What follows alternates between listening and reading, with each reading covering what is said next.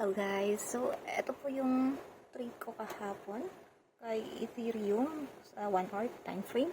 So, nag-shorting po ako dito nung nakita ko na pumasok ulit siya sa resistance level ko. So, ayun. Umangat siya ng konti. And then, boom.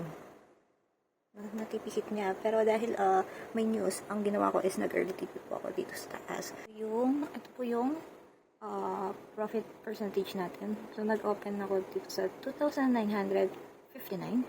Then, nag-close ako sa 2,895. So, binigyan po ako ng profit na 21%. So, ayan, equivalent of $2. Yeah, kasi dahil na beginner pa lang tayo and inaayos ko pa lang yung psychology ko. So, ginagawa ko is low risk muna tayo. Hayaan muna natin yung big profit or big gains na yan.